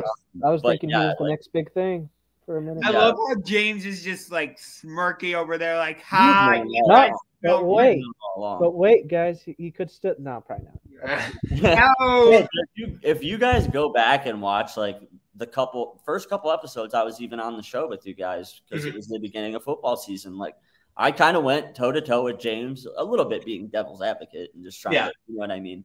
But like, I fought for Baker. I went to bat for him. So like, I don't think that like my dislike for Baker is unwarranted or unfair or whatever, or that I've been a hater the whole time. You know what I mean? Right. I've never been a Baker hater by any means. I mean, but I've been a hater of the way that he's behaved, and now I'm a hater of the situation he's landed our football team. The only way you could turn around is by like saying that, hey, this is what I'm doing is bad, and own up to everything. Well, yeah, so that's the only way I could see him being better. Well, here's the problem. He's not going to do that. That's the problem. Yeah. In case of point, his podcast appearance, which this is a national segue, by the way. Was it just shit talking? Where he goes in his buddy's podcast or whatever, and he was complaining about the game where everybody was booing him and shit. And he's like, "What if I came to my cubicle or your cubicle and booed you?" Like, what? What? Yeah. What? It didn't make sense. Then you boo them. What? Is he expecting that like people in average jobs, average situations don't have pressure, don't face criticism from the people above them, or the people that sign their paychecks? Because guess what, they do. Yeah. And, like if Baker Mayfield loses his job, guess what? He's got like a heap of money in a bank account that he can just ride off of. If one of us lose our jobs, we're fucked. Okay. Yep. Like it's that simple. Number one. Number two, did he not see the Seinfeld episode from almost 30 years ago where Jerry went and booed the lady that heckled him at the comedy club? Then she ran out of the building, got ran over by a car, and lost her pinky toe. And at the same time, that elevated her to a job that Elaine was also going for. Did he not see that episode? Did he not know that existed? That's so funny. Because that happened. I got to go back and watch that episode now. When you said I was thinking about like a whole different thing because there was another Seinfeld character that got in trouble. But anyways. Enlighten us. If there's more Seinfeld. You know what I'm talking about, James. I know what you're talking about, sure. But listen, when I first saw it, this is a Seinfeld episode. That's what this is. It's Seinfeld. Yeah. Yeah, 100%. Yeah, I agree. I'm tired of it. But sure, you make a good point. Like he has the opportunity to do that if he wants. Like he could come out and say, "Look, guys, I've been very unfair. My ego got the best of me. I'm willing to compete. Yeah. I'm willing to come in and compete with Deshaun. I understand that he may be suspended. I'd like to be the starting quarterback in the meantime. Like he could do all those things. And if he does all those things, he would earn my respect again. Right, but that's not going to happen though. You know what I mean? He's too full of himself. He doesn't have any humility. Okay, until he finds humility, he will not find himself in another position to even compete for it. Okay, because let's be real here. During this same podcast thing, he said that Seattle's his most likely destination. They just signed Geno Smith. And then they went and brought back Geno Smith, being like, "Yep, that's not going to happen." They brought back Geno Smith over Baker. That's hilarious. That's hilarious, isn't it? It speaks volumes about what organizations think about him. He's toxic. Like you got to have the talent. You got to have the talent if you're going to be the type of diva that he is. You know what I mean? Exactly. I mean, it's just he doesn't. He's wrote checks that he cannot cash. Put it that way. He wrote a bunch of checks betting on himself, and now he's like, "Oh well, shit. I can't cash on any of this." Mm-hmm. And now that he's been exposed, he's brought all of this other outside problems into it as well. So now not only is he a shitty quarterback on the field, even when he is healthy, now he's also a shitty teammate and a shitty locker room presence and a shitty person to well-respected members of the media and shitty, frankly, to blue-collar workers everywhere in Cleveland by basically stating that none of you understand what it's like to have pressure at your job, like James said, when, in fact, there's people that are working, 60-hour weeks, 7 days a week, and if something happened at their job, they got to figure out how to feed their family. I hate to say it. At the end of the day, I think he wants to think in his head, oh, I could be a good person, and then he's trying to overly defend himself, and it's just not working. Yeah. I think he's just delusional. I think he really does believe he's that good, and he's not. Yeah, I'll say it again. Dunning-Kruger syndrome. Yep. If he were also that, like, we drafted him #1 overall, and he feels like he developed a relationship with the city and the fans of Cleveland. So he's like, Cleveland, I love Cleveland and all that and stuff. And it's like, okay, dude, we get it, but it's a business at the same time. You have to be willing to adapt. Like, let's say all of us get a job at the same company, but then another company says, hey, we want you to come work for us. Like, are we going to turn pay and be like, oh, our original company, they were terrible and all this and that? No, I don't think so. Sorry. Okay. Yeah, I get what you're saying, I guess. But my thing is you can't say that you love Cleveland and you embody the spirit of Cleveland and all of this, but then make comments like he made where you disrespect, the average everyday worker in the Cleveland area.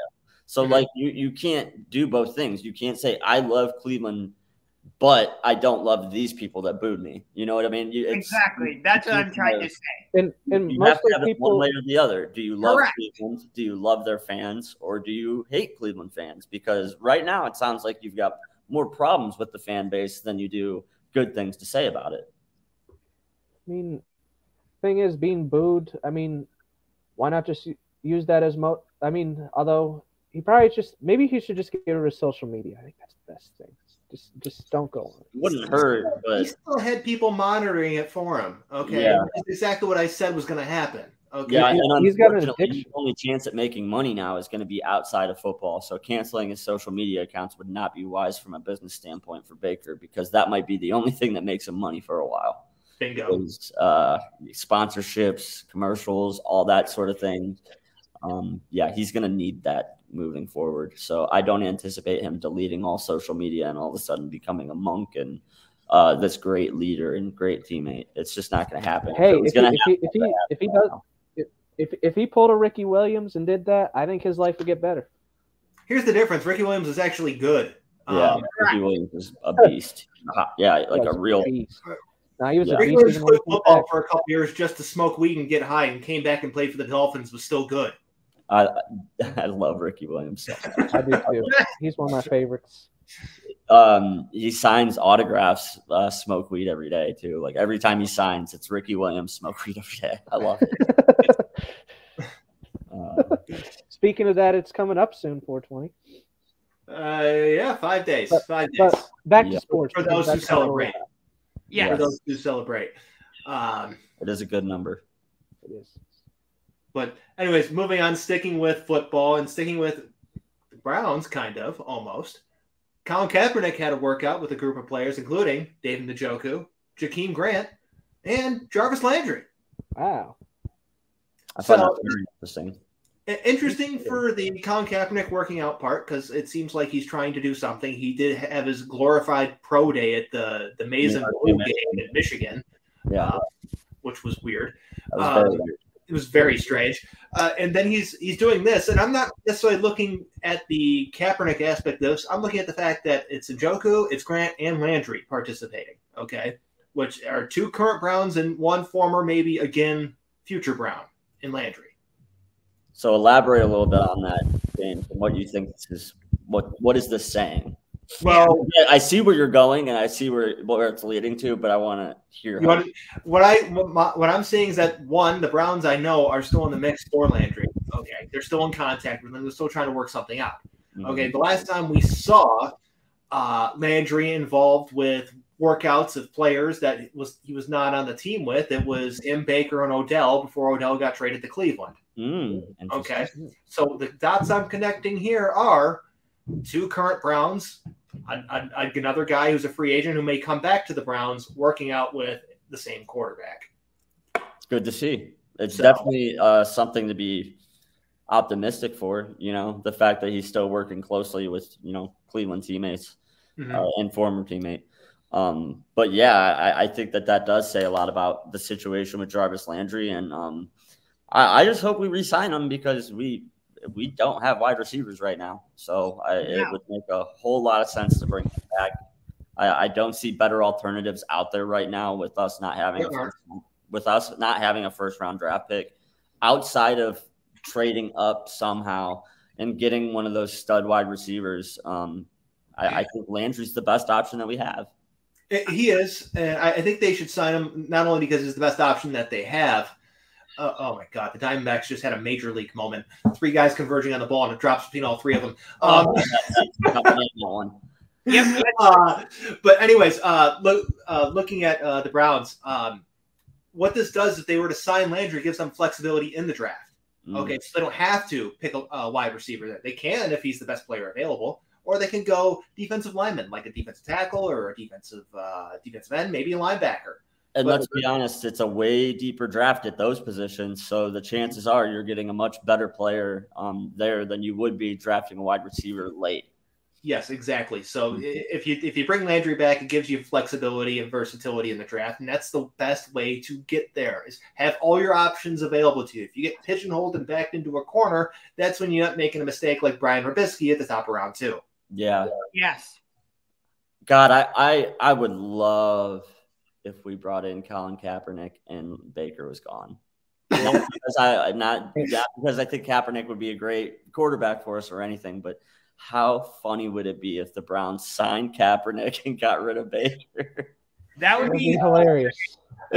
For what it's worth, the Browns do have a full quarterback room at the moment with Watson, Brissett, and Josh Dobbs. Yeah, I don't think that's going to happen, but yeah. I like our backups, though. I like those guys. I like the backups. Oh, yeah. Backup quarterback situation is good for us.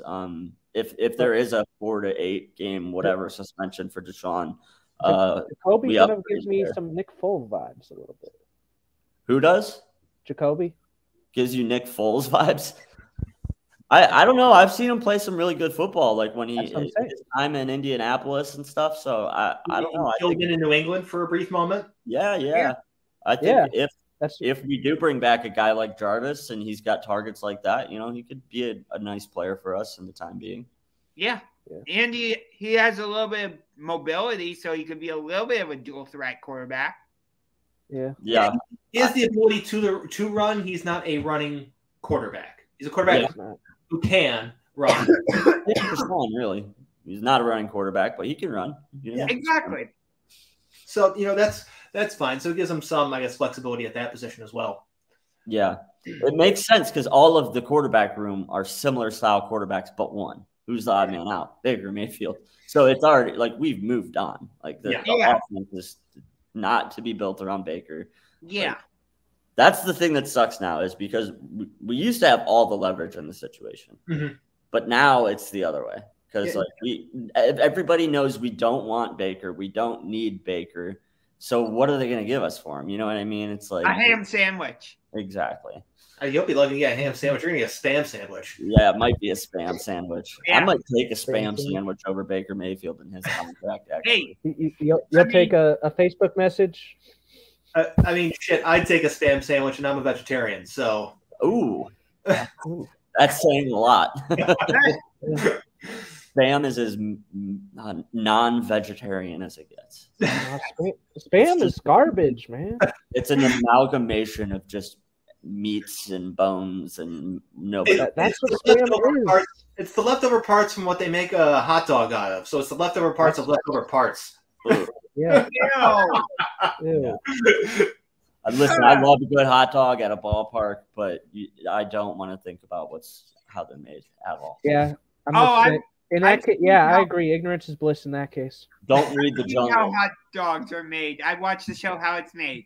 Did any of you read the book The Jungle in high school? I'm familiar with the works of Upton Sinclair. Oh my God! I've seen Fast Food Nation.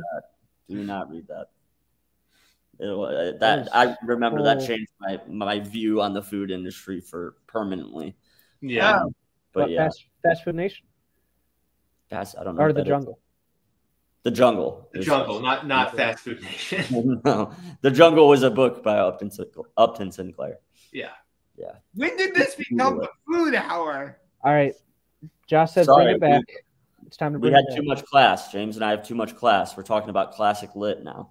I got to get out my pipe. Yeah. And, my glass of brandy. Yeah. And we'll give up the classic literature of just being classically lit. And James, in addition, you'll stick your pinky out like this while you're drinking I do that with my water now. Some real class there. All right. Real classy. Real classy. Let's get back to real topics of discussion. If you remember, Tom Brady's final touchdown pass football was sold at auction. Then he unretired like 12 hours later. And wasn't it like 600,000 or something? It was like $550,000 or something like that. But anyways, the sale of that football in that auction has been voided. The guy who got sold bought the football has got his money back. So good for him, because that guy probably felt like the ultimate chump when that happened. Yeah, but if you've got the money to spend that much on a football, you probably aren't hurting that much. Yeah, oh yeah, like he wasn't buying that as some long-term investment. And like, this is going to grow in value. Right. He wasn't looking at it like this is an NFT. Yeah. No, like, I'm going to put this next to Peyton Manning's last touchdown football, which I also own. How much do you think it would make them Pawn Stars? I don't know how much Pawn Stars would give them for the Tom Brady. God. They'd probably give them like $8,000 for it and then flip it for like $2.3 million. Shout out to them. I haven't heard of that show in a minute. Like, let's say this: if Brady was still retired and the guy brought it into Pawn Stars, they'd probably give him like $100,000 for it. Yeah. And then they would sell it for $500,000. Yeah, as soon as you walk out the door, they'd be doing that, the cut scene to them in the back talking about how bad you just got fucking ripped off. I love how they do that. Like, they'll be like real nice and cordial, and then the second they leave, they'll cut back to them, and they're like, man, we really fucking got this for a good price. It's like, dude. I mean, for what it's worth, that show's all scripted. Negotiations are all off camera, and they're just acted out on camera. So, it's a fun title, though. Pawn Stars. That is a good TV show name. I mean, do you remember the Detroit one, Hardcore Pawn? Oh, that's good. That's even better. I was about to say, I don't know. I have a theory that a lot of those shows could be like half scripted, half not. They're pretty much all scripted. Yeah. You look at all those reality shows, they have writers, or at least people that put people in situations on purpose because they know something's going to happen. If it's not scripted, it's planned from a broad perspective. Yeah. But Shirk, I get what you're saying, though. Like, people's reactions sometimes are genuine because it's actually happening and stuff. But yeah, most of it's scripted in situations. That's all I'm saying. I think there's like some part that isn't. Yeah, some of it's genuine reaction. Like, somebody will say something funny to somebody or whatever. Like, that's really how they felt. But yeah, it's usually very scripted. Yeah. So, anyways, back to football again. The Colts got themselves a new corner. Hey, Stephon Gilmore. Yeah, this is a good one for the Colts, I think. I like it a lot. I think it was a 2-year deal, if I remember correctly. I believe so. That sounds right. Stephon Gilmore, he's a solid corner. It is a 2-year deal. He is 31 years old, so when you look at corners that are on the other side of 30, you're really risking it at that point. But, I mean, the Colts needed some defensive help. They got some defensive help. So, yeah, this was a necessary signing for them. Like, they really needed help there. So, yeah, this is good. But I don't know how many, like, I don't know what the war situation is on this. I don't know how many, wins this adds to their win total, adding Stephon Gilmore. It's not that big of a mover to me. Maybe like half a win? Yeah, that's fair. Yeah. Yeah. That's where they put it. Mm-hmm.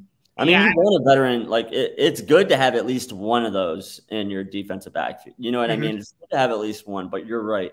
Anytime you're on the other end of 30, it's not the devaluation of players after they hit that mark at this position happens a lot faster than for a quarterback. And it's exponentially faster too. Like, not just faster, like it doubles and triples and quadruples. Yeah. Yeah. I mean, think about like a guy like Richard Sherman. Like, there was talk of him being the league MVP, and then it just seemed like kind of dropped off a cliff. He sort of revived his career and, had some good years, but like nowhere near that level where it was like, oh God, this guy is, there was a while where he was just untouchable. Remember Darrelle Revis? There was a period. Yeah, Revis Island. He was a Revis Island. That was a real thing. Like, and then he went to Tampa. Yep, and it's just like that. They're the depreciation happens so fast at that. It does, and what that came down to, and what happened with Namdi Asamoah before him is it came down to scheme. Rivas and Asamoah are both man corners, and they got the time with teams that ran zone. And so when that happens, they're not playing up to what their skills make them better as. I mean, the reason why Richard Sherman was able to still be successful in San Francisco is San Francisco ran zone defense. Yeah, exactly. Yeah. I mean, Rivas was able to revitalize his career once he got to New England, but they run man. Yeah, exactly.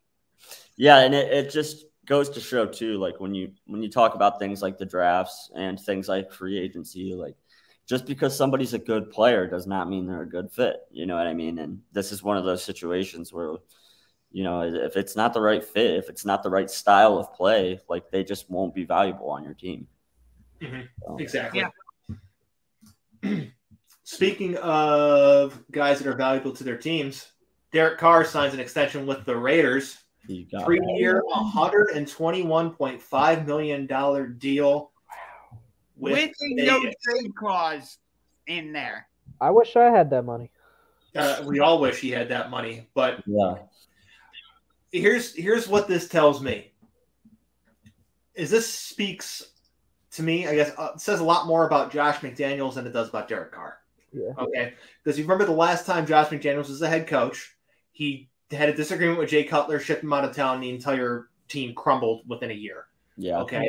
He identified that Derek Carr is a good, not great quarterback, realizes that if he's going to succeed, it's going to be with Derek Carr. And instead of making him play in the final year of his deal or running him out of town, he's like, there's value here. I'll keep him in town for a couple more years and help build consistency across the roster. If there is a time when they have to move on, which might be after this extension, there'll at least be enough value built up from the eyes of the players on the roster that if a quarterback change happens, they can at least believe in the coach making the decision is making the right decision. Correct. I also think it's interesting that there's a no trade clause in this contract. I don't know if that's a good thing or a bad thing necessarily. I just think it's an interesting component. Well, as you know, a player who has a no trade clause can waive a no trade clause to be traded. Correct. Deshaun Watson, for example.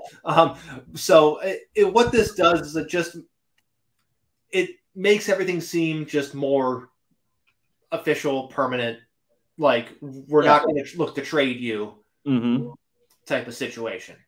It also, to me, this says that, like, okay, we think that we've got a good enough roster to go out and compete and win this division. They really believe that. I think that, I mean, I don't think that they will, but they believe it. They've made a lot of good moves. They've done a lot of good things. And by making, giving this extension, it kind of, it lets you move forward and just aim for these team goals when you don't have the thought of, what's my future going to be? Like now Derek Carr is paid, he's going to go into the season with a solitary focus, and it's going to be to try to win that division. So I think it's great for them moving forward that as just from a mental standpoint, that he doesn't have to endure that this season. I think it's going to make him better. Yeah. Do you think there's a possibility that all 4 teams from the AFC West get into the playoffs? Maybe, but it's so good. I just don't see it all happening from one division. It's possible, sure. Is it probable? No. At some point, there's some cannibalization that happens between the teams in the division. Yeah, which will put the teams at the lower end of the standings out of the playoff picture. Unless every other team in the AFC that's not the division winner sucks, there's not really a chance for that to happen. Right. Okay. Yeah, I think that there's too many good teams outside of the division for that to happen. But it is a really good division. Like I get what you're saying. Like is there a chance that these 4 teams are, the best 4 teams? Like sure, but yeah, I just don't think from a record standpoint, with like James said, the cannibalization, like the bottom of the division is not going to have enough to get in probably. Yeah, because you look at the AFC South, there's only one team that's going to really probably win that division. Okay. Yeah. There'll only be one team there. There's between the Browns, Bengals, and Ravens. Those are 3 teams that can make the playoffs very easily. Then there's the Bills and Patriots in the AFC East. What about the Dolphins? I'm not a Tua believer, so no. No Tua on. No 2-0. No, 2-0. No 2-0. So Respect us though, because we're. I mean, maybe the Dolphins keep things interesting, but I don't think they're a playoff team. Yeah, I think it's a fun, sexy team that I would like playing Madden with. Yeah, but I don't know that they can have any legitimate success in the AFC. Fun to play with in Madden. They're going to have some players that'll do some really good things. I just don't think that they're good enough. If they were in the other conference, maybe. Yeah. That's actually who I think the Browns are going to open the season against is Miami, in Miami. Who did they open the season against last year? Kansas City. So, yeah, they're not going to open against Miami. They're going to open against a division rival, and that's probably going to be the Bengals. Yeah. Mm-hmm. They usually alternate. We've had this conversation before, Josh. They usually alternate between division rival and non-division rival. Yeah. It's very rare that they don't. Interesting, because in an article I just recently wrote for Fanside, I made some predictions about marquee games in the home opener and stuff.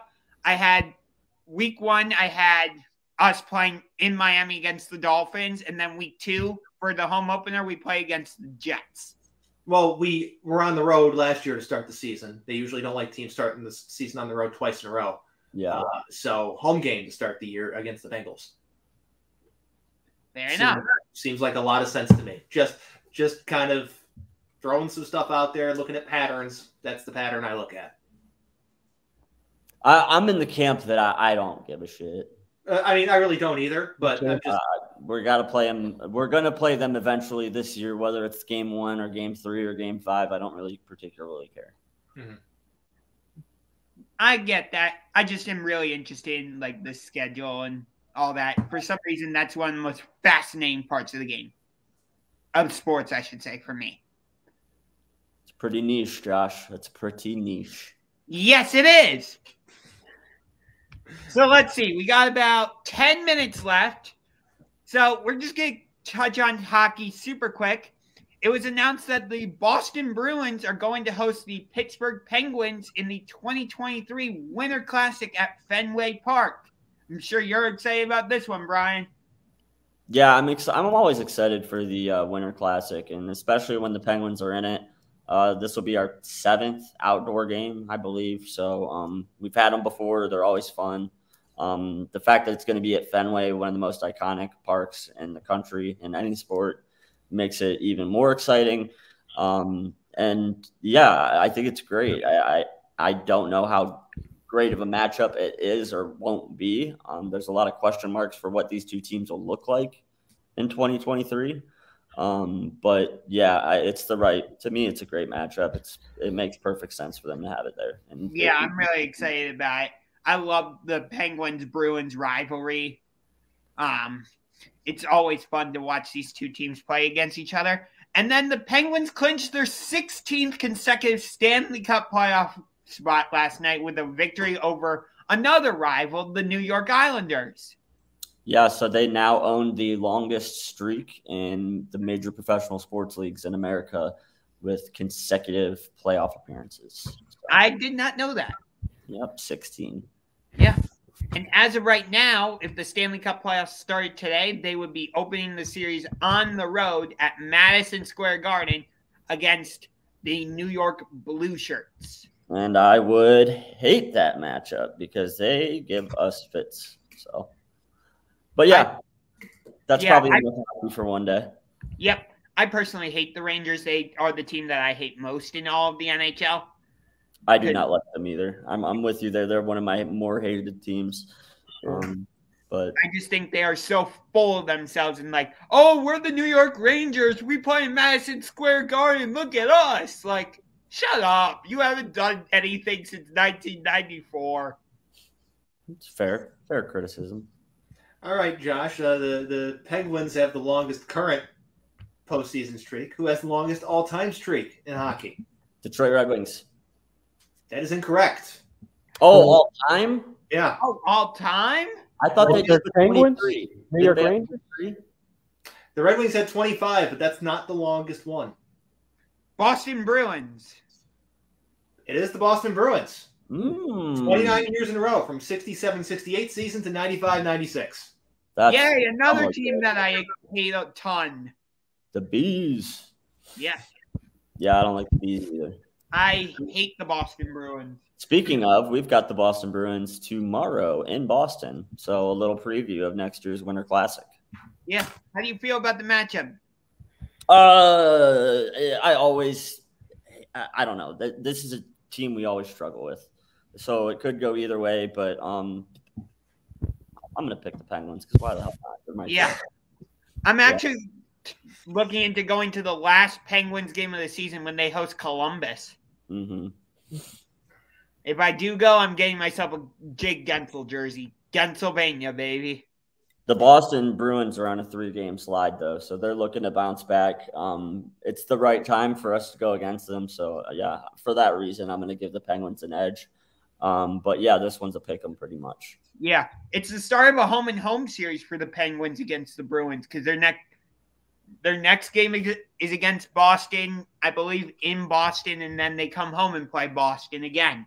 Which is interesting because we just did a home and home with the New York Islanders. So two home and homes back to back, which you don't see a lot in the NHL. I know you like your scheduling stuff. So yes, I do. Yeah, that's a rarity for NHL. Yeah, so. It's just a fun part of the game for me is looking at the schedules and stuff. Well, what do we have? Do we have anything we missed? Anything on the rundown? Anybody have any last thoughts? Because we've only got about 3.5 minutes left. I do have a baseball trivia question for you. Ooh, nice. All right. It is in honor of Jackie Robinson Day. As you know, the number 42 was retired across baseball. Who was the last player to appear wearing 42 as their number? Mariano Rivera. Yep, Mariano Rivera. Got it. I know. Mariano Rivera. I knew that one too. Josh, let me give you see if you could take a stab at this question. Only 3 players have played for every New York-based organization: the Yankees, Mets, and then the Dodgers and the Giants. Can you name one player who played for all 4 of those baseball teams? Yankees, Mets. You're welcome to answer too, Shirk. Yankees, Mets, Dodgers, Giants. Jackie Robinson was traded to the Giants, but he never actually played for them. It's not Jackie Robinson. Okay. David Wright only played for the Mets, so that's not it. Jeter, he only played for the Yankees. I'll give you a hint. It's 80s, 90s. Oh, this the most recent. Well, the most recent one would have been in the 2000s, but it's insignificant. So, dang, I struggle with 80s and 90s. Not gonna lie. You want to take a guess, Shirk? 80s and 90s? Jim, nobody. I'm not answering, Brian, because you asked me this on our pod. Yeah, James knows the answer. That's why he's not answering. So, all right, I'm going to give it to you if you're not going to take a guess, Josh. I'm not very good with 80s and 90s. All right, the main one was Darryl Strawberry. I remember him. The other 2. Oh, I feel like an idiot now. I didn't get it either, Josh. Don't worry. Jose Vizcaíno is the other one, and Ricky Leday. I should have known Darryl Strawberry. Is he French? Ricky Leday? I don't think he's French, no. But he played for the Guardians in 2000. So, fun fact. All right. Yeah, but he's the only notable one out of them, really. Oh, Jose Vizcaíno, he had an okay career. Yeah, so we got about 2 minutes left. Hey, it's not only is it Jackie Robinson Day, Guardians home opener, and the Cavs play-in day, it is the first night of Passover, and it's also Good Friday. It is.